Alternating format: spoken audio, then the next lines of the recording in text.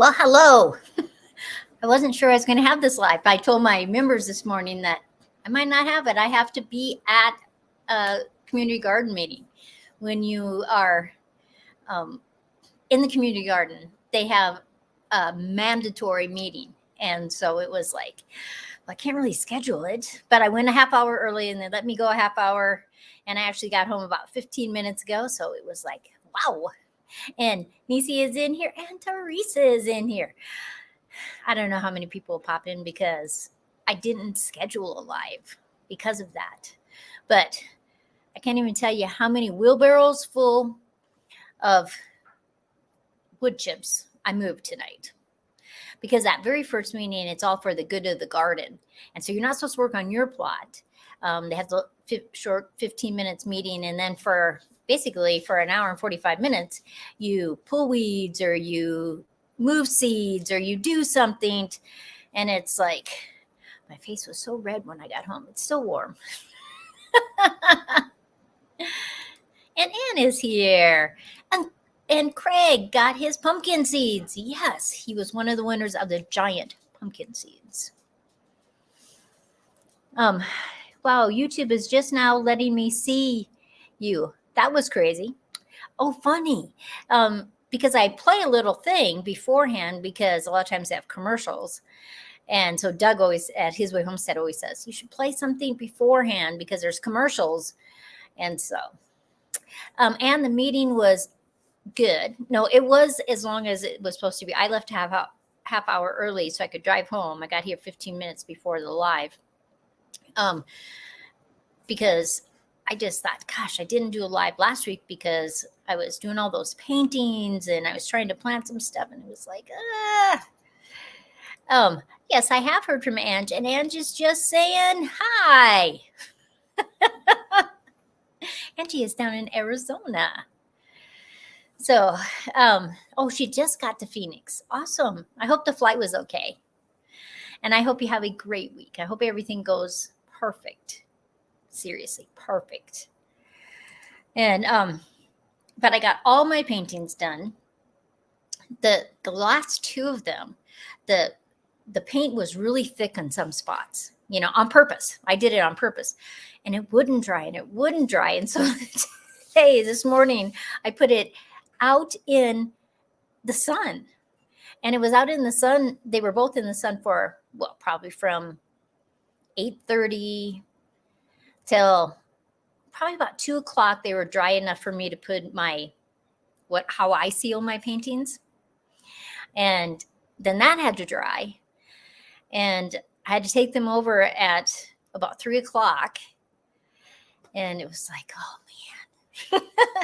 But a few of them I really, really like. There's a reception on Friday night, and then people can buy them that night. They can buy them on Saturday or Sunday, but they can't take them till the end of the show. So I'll go over one day and I'll show when they're hung and show it to everybody. So that will be kind of fun. Angie says, have a good live, getting our rental. Have a great time, Ange. Call me tomorrow. Okay, love you. And so I dropped them over, and usually they have a house. It's a show that they do every year on Mother's Day weekend. They've been doing it for 20 years, 25 years, something like that. And it's usually in a brand new house. And every single time that house has sold from somebody that went through that show. But this time it is in a bank. And it's a bank in a very busy part of town, but the bank closed about a year and a half ago. And so the building has just been empty. So they let them have it there. I was teasing the girls that they should just rent the bank building and have a regular gallery in there because it has the main lobby and it has 9 rooms. It does have a great big huge safe. I said, are you going to put stuff in the safe? And they said, no, nobody has the key or the combination. And so they didn't want somebody getting stuck in there. Because, even though you tell people not to shut that door, some little kid is going to try to push that door shut. Oh, Craig says that they're getting the hens and bees on Saturday. Busy, busy, busy. That's right. I am excited about this week because though I got part of my community garden planted, I'm going to go over tomorrow. I'm going to put the fence around the other section of community garden because I have 2 areas because there are rabbits there. And I'm going to plant some tomatoes and some pumpkins and some other things in walls of water. The cabbages and all that stuff are already planted. I'm going to plant a few more cabbages that just have their very first true leaves. And I'm going to plant the sunflowers that are about this tall. So those things I'm going to plant too. And John is here. Hey, John, how are you? Hey, how are you? It's fun. People are just popping in. Lori's World is here. Everybody's saying hello, hello, hello, hello, hello. That's totally fun. Joe's got some yard projects that he's going to be doing. We have this one retaining wall that goes around and it curves because our patio curves and goes around the back of the house. And that's how we have that terrace. And last year he had to fix one of the posts because it started to lean. And he put an anchor back into the terrace part. And he has to do that on another one. But we've had that for, I don't know, 14, 15 years. And so I think it's worked good. But I hope everybody's having a good time. Lori and Stella and John and Angie and Craig and Nisi and Ann is in here. Teresa's in here. Fabulous. I hope I didn't forget anybody. And Ann says, I have predators eating my tomatoes here, going under the net I put in the city suburbs, squirrels or rats. Any advice? More than likely, it's squirrels. Because squirrels like to bite into tomatoes. They don't eat all of the tomatoes, but they bite into them, and then they go to the next tomato. It's horrible. But netting will help it very much. And really, with like squirrels or rats, the only thing that you really can do is have some kind of protection around it. If you don't want to use netting, you could, around the tomato cage, you could put some bamboo for a while. Some kind of snow fence, that plastic snow fence you can put around, stuff like that can kind of stop them. I've tried different things with, herbs and stuff that people say it doesn't really work. I mean, it works maybe until it rains or something, but then it doesn't work again. I remember you told me you have large garlics. I do have garlics growing. They should all be ready about the end of July. My garlics will be ready at the end of July. I planted everything all the cloves that I had, even the ones that had come down into Arizona. They were late getting to my house, and so they got shipped to Arizona instead.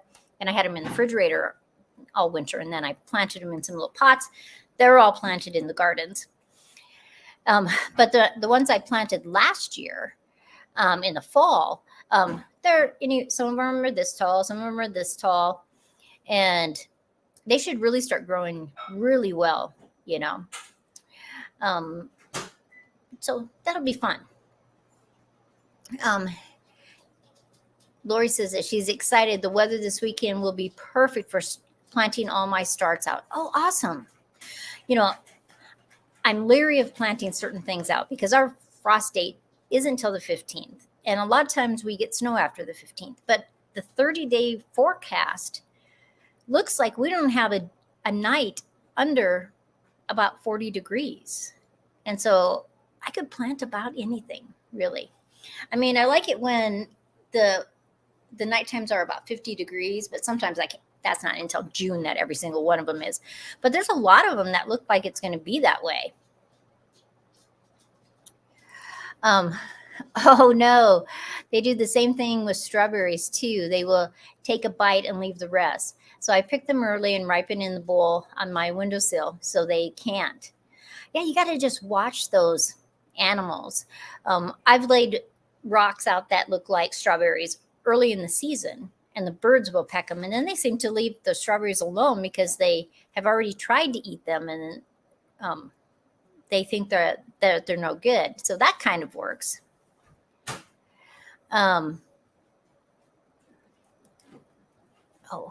First let me do this one. I did this with a large tomato I managed to save. Yeah, because the tomatoes will ripen on your counter, you know. When you return to Wyoming, how long did it take you to adjust to your Wyoming routine compared to Arizona? Oh, I don't know. You just do your stuff. I think it just doesn't take any time at all, John. It's especially I was so busy I had to get all those paintings done. There were a few other ones I could have taken from Arizona, but the room was there just wasn't enough room in the truck. There was too many things I wanted to take back that I don't have both places. And so, it's, you just do it. Ours is supposed to start hitting mid-50s this week. Yeah, see, like brassicas don't really care when it's in the 40s at night. Your cabbages, your broccolis, your kohlrabis, cauliflowers, Brussels sprouts. Do you know radishes are actually in the brassica family? They don't care if it's cold. In fact, they like it when it's cold. Not freezing cold, but 40 degrees, they don't care. But tomatoes, not that they die, they just don't grow. And sometimes if it's too many nights of that, they get stunted. So that's why I thought I'll just put them in the walls of water. And I've done that lots of times. And I've put pumpkins in walls of water and then taken them off later, and they work perfect. We just got the snow off our garlic, so a bit small so far. Oh yeah, because they won't get big until they need June and July to grow. Seriously, they need it. And then they get that great flavor. And garlic is an interesting vegetable because it has to have that cold, hardneck garlic has to have that cold, where softneck garlic doesn't. You could plant softneck right now and then harvest it towards the fall and you would be fine. But I love that strong, potent garlic taste of hardneck garlic. Plus you get the scapes. And I like making pesto with the scapes. I like just chopping them up and adding them to stir fries or soups or anything like that. And I feel like I'm not wasting any of the plant. I mean, you can chop the leaves on the garlic, just like the leaves on an onion. And most of the time, people don't do that. Why do we not do that? We should be doing that. Use all the parts of the vegetable you can. Even if you have to just chop them and throw them in the freezer for right now because you don't know what you want to do with them yet. Don't waste all that stuff, Nisi says, I need to get some of those walls of water for my tomatoes and for my sweet bell peppers. They will really like it. Another thing it does is, because it's got walls, it's got these cells that you fill with water, and so it heats it up, it heats the soil up, it blocks the wind. And in Wyoming, that is a major thing, blocking the wind. And so it just really works nicely. And Nisi, walls of water are made in Montana. The original company for walls of water is in Montana. Now I don't know if they've sold that since then, but originally that's where walls of water came from. Oh, look who's here. Arkansas Woodcutter. How are you? I hope you're having a good spring summer. I'm sure that you're planting, everything is growing. Yeah, when you live down south, like I see Shelly and Doug at His Way Homestead and Healthy Homestead Chick, and her garden is just going like crazy. And my pears are just sending out their buds for their flowers. And the apples, if they either have tiny, tiny leaves on the trees or the buds are still swollen. It was so cold here this year. But that just happens sometimes, but we're having a lovely May. So that kind of makes up for it. And we got all of our water system all set up that we do each year, and the timer's all working and all the sprinklers are working. And so I'm happy about that.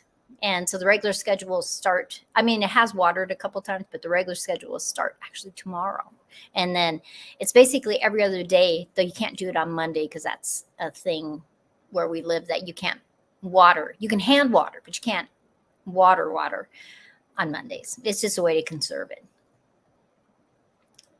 Leah, hello. First time view. Had me at garden. Awesome. Yeah, I wasn't sure, Leah, if I was going to have my live tonight because I had to go to a mandatory community garden meeting. The last couple of years I hadn't. No, I guess it was this last year. The year before I did have a community garden plot. But I want to grow a giant pumpkin. And a giant pumpkin uses a lot of water. And at the college garden, the prairie garden, they don't charge, the college doesn't charge us for the water. And so then I don't feel bad about using a lot of water because a giant pumpkin needs a lot of water. So, but Joe and I have a bunch of projects to do. You know, he restained the stairs that go up into my garden, the big garden. And he's going to do the walkway. He's going to do the wall that's on the terrace because he has to fix that one part. We're going to move 2 of my big raised beds. I've decided that 1, it's right where Joe has to fix it. 2, the plums and the apples and the pear trees have really started to get bigger, wider, I guess. I don't really let them get bigger, taller. But it shades it a little bit too much for certain things. So I thought, well, I could move those down by the greenhouse and then I could plant just cooler plants right there. And so I think that's what I'm going to do. John says he's looking forward to seeing my pumpkin harvest. All of my seeds have their second set of leaves, so they have their true leaves. And I am excited. Craig says we are planning on planting the giant pumpkin next to the water catchment. Oh, good. Yeah, because they need a lot of water. And that should be fun, A giant pumpkin needs sun. So I have seen where your water catchment is. But if it's a sunny spot, it'll be perfect. Yeah, it'll work perfect. I don't think my Brussels sprouts have their true leaves yet. Brussels sprouts is one of those things that actually need a long season. I've grown them here in Wyoming, but they've never gotten very big, where down in Arizona, it's warmer for a lot longer. And they were much bigger this year. But I still always grow them because they're just the funkiest, weirdest brassica vegetable ever. Okay, so if you haven't grown Brussels sprouts before, when it starts, it looks kind of like a cabbage, It starts getting this little kind of head thing. The leaves are coming out, but then the stalk starts growing. And the key is always breaking off those leaves on that stalk. And where those little leaves come out, right above each one, it will make the Brussels sprout. And so, you can have a Brussels sprout plant that's 2 feet, 3 feet, 3.5 feet tall. And the stalk just gets thicker and thicker and the Brussels sprouts get bigger and bigger. They are one of those plants that they have a better flavor after it frosts on them. There's a couple brassicas that do that. And Craig says that it's full sun. So his giant pumpkin will grow spectacularly. Oh, hell is your concern. You can always use some PVC pipe, on where the pumpkin sets, where you finally decide, okay, these are where I'm going to have my giant pumpkins, the actual pumpkins. You can always put some rebar in the ground, put some PVC pipe over it, and then some screen. And that way the rain will go through, the sunlight will go through, but the hail will not go through. I did see a picture on Facebook of hail in Iowa the other day, and it was easy the size of 50-cent pieces. And I thought, those poor people, they're just starting their gardens. And, you know, I can only eat them roasted in bacon grease. I suppose we were talking about Brussels sprouts still. I like them in white sauce. See, Leah, I would like them in white sauce too. John, I don't eat pork, so I couldn't eat them in bacon grease. Though I'm sure they're good that way. Oh, Teresa says she's got to run. Teresa, it was nice to see you. Thanks for popping in, even though I wasn't scheduled for sure. Now, I usually always do my Monday Night Lives at 6 o'clock. What is a white sauce? Well, an easy way to do a white sauce, John, since you're a single guy, you could just get like an Alfredo sauce, and you could use that as your white sauce. But there are lots of recipes online for white sauces, and it depends on what you want. I like a garlic white sauce, but there's a lot of great recipes, and it just depends on what kind you want. Do you want cheese in it? Do you want it just a white sauce? Do you want garlic? What kind of spices do you want it? There's just lots and lots of options for you. And I am repotting my giant pumpkins into bigger pots because those I am not planting out until well, other than a couple in the walls of water, because I'm growing a lot of giant pumpkins. So I have to have my safety net. So I'm going to plant a couple of them. But then my other ones, I'm keeping and not planting them till June 1st, just in case. I think it was 3 years ago in May, end of May, we got 11 inches of snow. I just don't want to put all my pumpkins in one basket and then they all get frozen.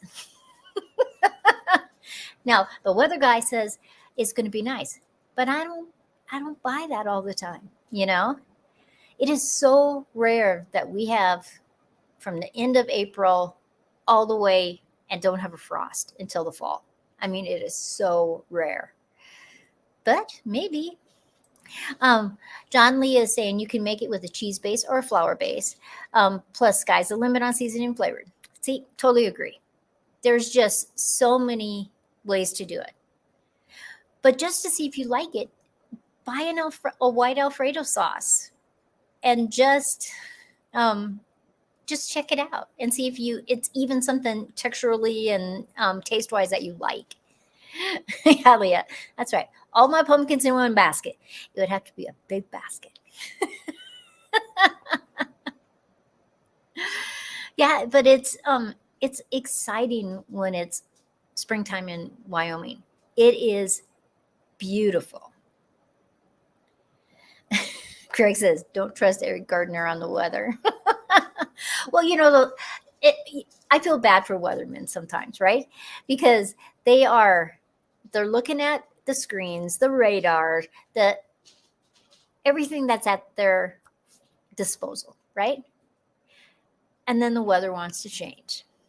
And a thing that you might not realize is that, say it says that we're going to have a 30% chance of rain, right? That does not mean 30% chance of rain necessarily at my house. They have a certain radius, and someplace within that radius, there's a 30% chance of rain. And so you have to kind of give the weatherman a little bit of benefit of the doubt. Like in Rapid City, where I grew up, the weather station is at the airport. Well, that is way out of town, right? So it may have 70% chance of rain there, but there's a whole circle around that spot. And I can't remember if it's 10 miles or 20 miles, what it is. But that's where there's a chance within that circle, that area, that it's the 30% or the 70% chance of rain. It doesn't mean that you're going to get rain, but you just happen to be in that circle. And so after I learned that, I thought, I can never really be mad at the weatherman then. Because you hear like one side of town gets a lot of rain, the other side doesn't get a lot of rain. It just happens. You growing long green beans. Will your long green beans be longer than bunkies? Oh, I don't know. That Bunky girl, she is a good little gardener. Now, if you don't know Bunky, she has her own channel, Bunky's Garden, but she's part of the Vineyard Chicks. And in fact, in 35 minutes, they have a live stream because they are always after me. And I always keep my lives at about half hour just because you're busy, I'm busy. Sometimes I'll start talking about so many things. I'll look in it's 40 minutes or it's 45 minutes, but I try not to, just because there's just so many other people that I know that have live streams, and I hate to interact or, overlap them, because though sometimes I watch 3 lives at one time because they're the same time, but a lot of people don't want to do that. But am I growing long beans this year? I do have some giant beans that I got from my friend that had the giant pumpkin seeds. He says they're very beautiful. I have them started already. In fact, they came up. They must be 8 inches tall already. I'm going to plant them. And he says they're really good beans. They are a climber. I don't know how long the beans are, though, because it's not a bean I've ever grown before, and I haven't researched it enough. He just said they were really beautiful to grow. And so I thought, that's what I'm going to do then. Craig says that Debbie's putting bush beans in the ground this week. Awesome. I love beans, but most of the time anymore, I grow soup beans. Some of them are long, some of them are short, but I love growing the different colors and all the different kinds of beans that I can't get in the store. Green beans or yellow beans, I can get at the farmer's market easily for a good price. And so for me, I'd rather use that space for soup beans that I could use all winter long than green beans that I can get inexpensively at the farmer's market. So those are just kind of choices that people make. I have grown different long beans before, and sometimes very successful, and sometimes the summers have not liked my beans. And it's interesting, beans are a legume, which is a nitrogen fixing in the soil. But I just got done reading this book. Well, actually, I'm not all the way done with the book, but that section about when they're talking about beans, I'm done with.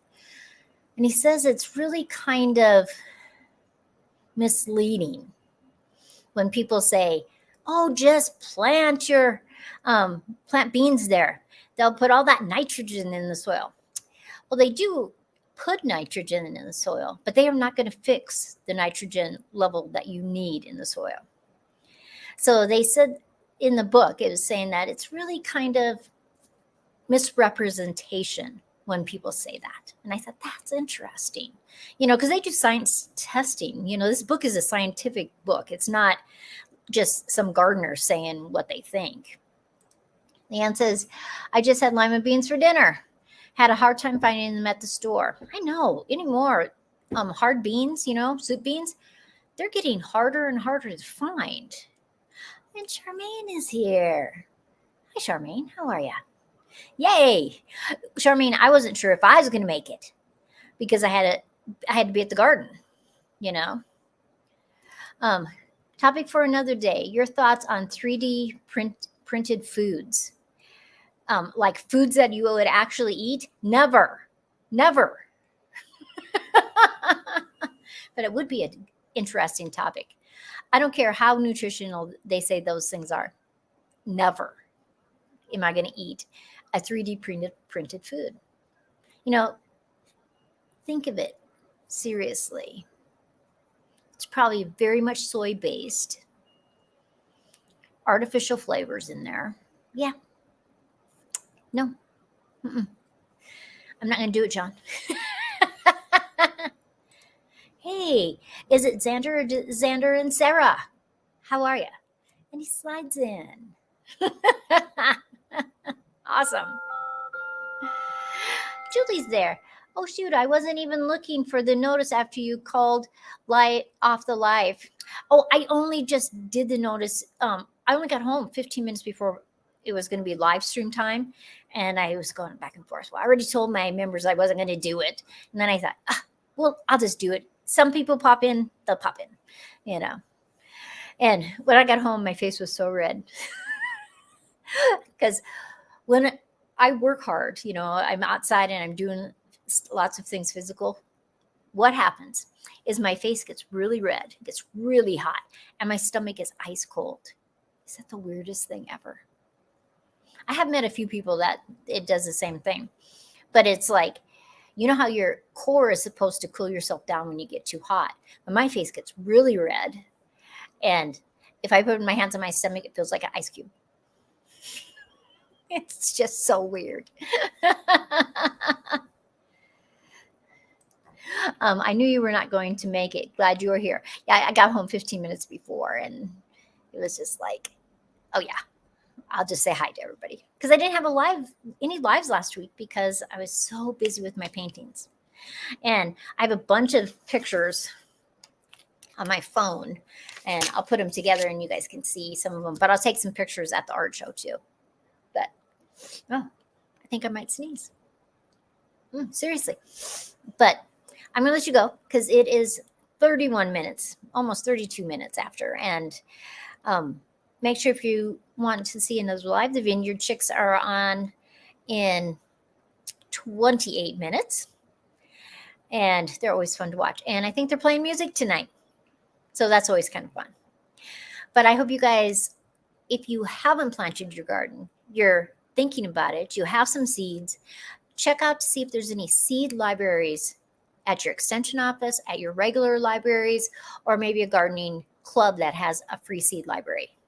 I was looking for buttercup seeds because I thought I had some. I had butternut, but I didn't have any buttercup. I must have used them before, So I went down to our local seed library that us master gardeners do at the extension office. And I was going through them and I found them and I planted them and they're all up. And so I can plant them in the garden. So I'm totally excited about that. But everybody, I hope you have a great night. Charmaine says, no, not yet. John, it was nice seeing you, talking to you too. And man, thank you for stopping in. Thanks for spending some time with us. And everybody, I hope you have a great night. And Stella, everybody, Nisi, and everybody. Craig, have a great night and good gardening. I will be gardening. Night all, even though it was short. I know, I've been on 33 minutes. Wow. Okay. Everybody, have a great night. And I will see you next time.